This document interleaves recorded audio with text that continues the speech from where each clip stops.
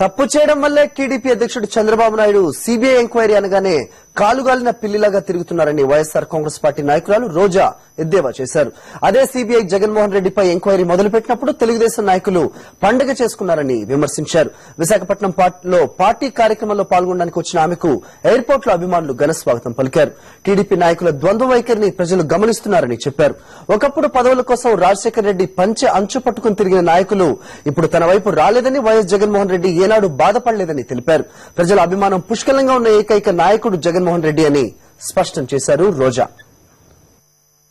ముఖ్యంగా ఈరోజు తెలుగుదేశం పార్టీ వాళ్ళు మొన్న వరకు చూస్తే మీరు సిబిఐ దాడులు జరగగానే ఇక జగన్ పని అయిపోయిందని చెప్పి చాలా సంతోషంగా ఉన్నారు. కానీ ఈరోజు నేను చెప్పినట్టే డిస్కషన్ లో చెప్పినట్టే జరిగింది.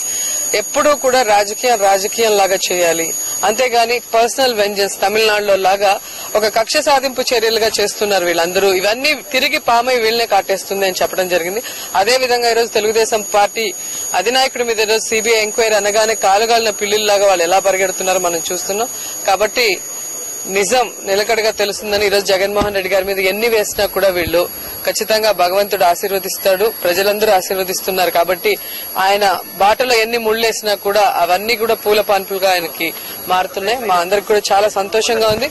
మరి తెలుగుదేశం పార్టీ నాయకులకి బుద్ధి చెప్పే విధంగా భగవంతుడు ఈ రూపంగా వాళ్ళకి మరి సిబిఐ ఎంక్వైరీలు వేయటం కూడా మేము ఆహ్వానిస్తున్నాం.